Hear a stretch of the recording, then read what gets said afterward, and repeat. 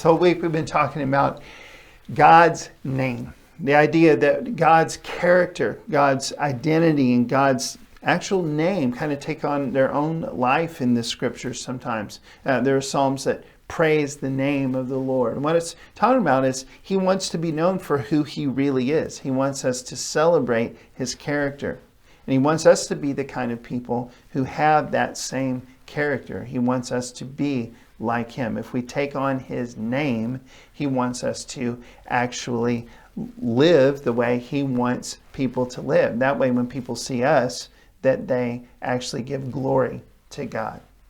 This idea of God's name, the reverence for it, is so much bigger back in history than it is now. It actually just really makes me sad. They say that the scribes that copied the scriptures for years before we had printing presses and everything, there was a certain sect of them that whenever they would come to God's name, they would actually take a ceremonial bath before and after they wrote the word.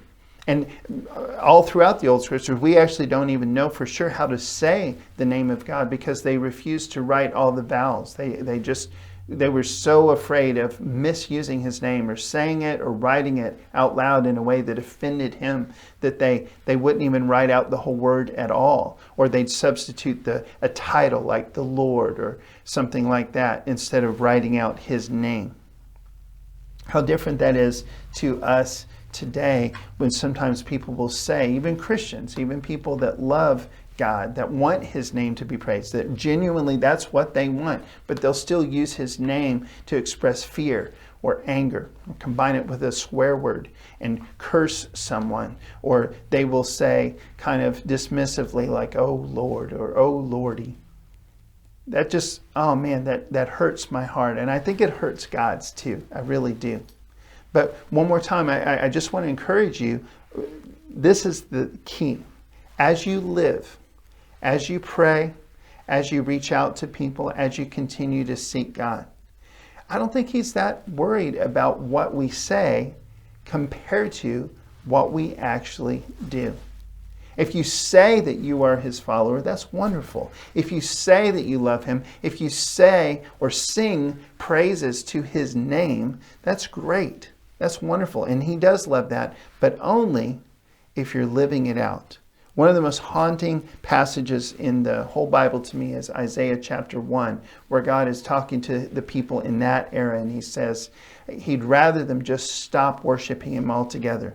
Because in that season, they were just going through the motions. There was no justice. There was no any kind of love that they were reaching out. They weren't doing any of the things he'd asked them to do. They were just going through the motions of the actual worship services of that era. He said, you know what, I'm tired of it. I don't even want to listen to your prayers. I don't even want to be part of it. Why?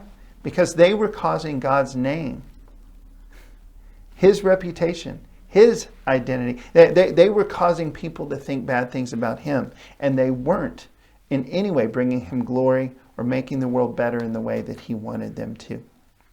So let's remember that together. Let's remember how holy, how special, how set apart, or how hallowed, if you would, is God's name. Let's do everything that we can to make it easy for people when they hear God or the Bible or Jesus, that they're going to say, I think there's something to that. That's good. And here's why. I know this one person. I know this one lady. I know this one man. I know this one family. I know this one church. I think there's got to be something to this love of God. I think God must be good. And here's why. They're going to tell you a story that's good. Let's be part of that and watch what happens.